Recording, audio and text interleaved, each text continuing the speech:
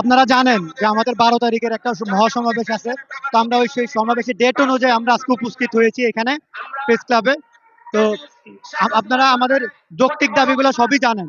তারপর আমি আবারও বলতেছি যে আমরা করোনা, সেশন জট ও রাজনৈতিক বৈষম্যতে যেভাবে ক্ষতিগ্রস্ত হয়েছি, তারপরে এই স্বাধীন বাংলাদেশে এই এর আগের সময়ে যে পরিমাণ প্রশ্ন ফাঁস, লবিং ও যে বৈষম্য যা ছিল, এগুলাতে আমরা বিভিন্নভাবে ক্ষতিগ্রস্ত হওয়ার কারণে আমাদের এই করোনাকালীন যে সময়টা ছিল, এই সময়টার জন্য আমরা ৩ বছর এই ব্যাকডেট এর দাবি তুলেছিলাম।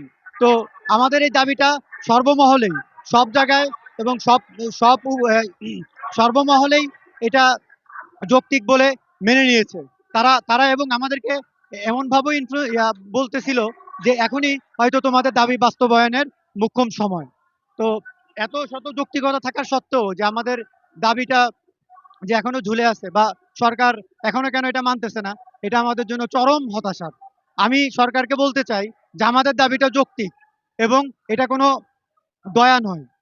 তো যেহেতু দাবিটা যৌক্তিক, আপনারা দ্রুতই দাবিটা পূরণ করে আমাদেরকে পড়ার টেবিলে ফিরে নিয়ে যান।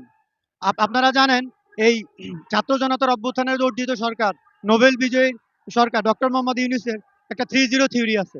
এই 3-0 থিওরিটাও বাস্তবায়নের লক্ষ্যে যে বয়সের যে সংকীর্ণ সীমা যেটা আছে, আমরা দেখতেছি এটা 32। এই ব্যাপারটাও পুনর্বিবেচনা করা উচিত। কেন? কেননা এই বয়সের যে সমস্যাটা, এটার এটা এই অবস্থায় থাকলে 3-0 থিওরির যে জিরো আনএমপ্লয়মেন্ট ও জিরো পভার্টির যে থিওরিটা আছে, এটা কোনো অবস্থাতেই বাংলাদেশের প্রেক্ষিতে কোনো অবস্থাতেই জিরোতে আনা সম্ভব হবে না। তো আমি বলতে চাই যে আমাদের দাবিটা খুবই দ্রুত মেনে নিয়ে আমাদেরকে পড়ার টেবিলে ফিরিয়ে নিয়ে যাওয়া হোক। ধন্যবাদ। যে আমি আশরাফুল মামুন, এই বয়স বৃদ্ধির সাধারণ প্রত্যাশী।